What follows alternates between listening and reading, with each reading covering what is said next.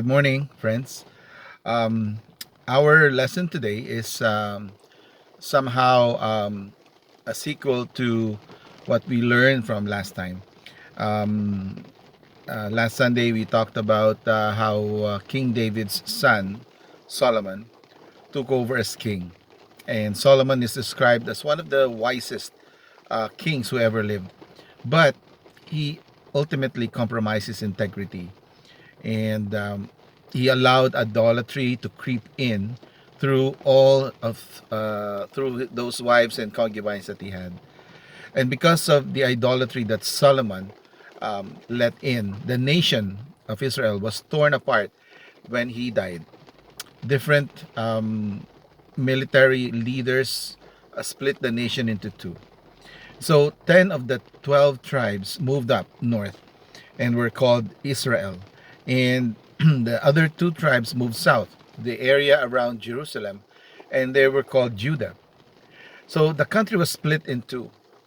Uh, each of the two kingdoms had their own kings, and lots of problems staying true to God.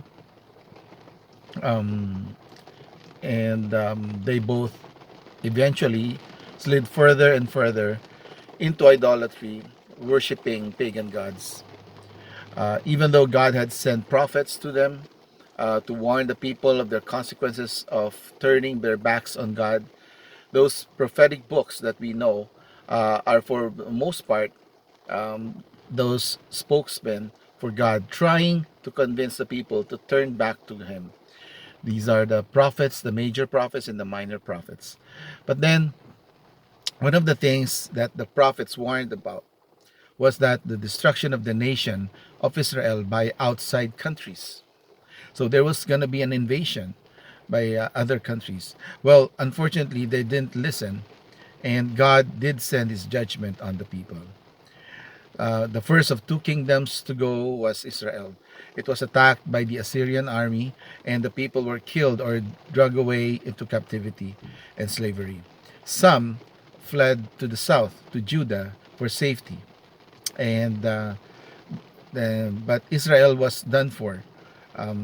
Basically, that was the ultimate end of the northern kingdom. So the southern kingdom did a little bit better. They were able to hold on for about another 300 years before they were invaded by Babylon and dragged into captivity also.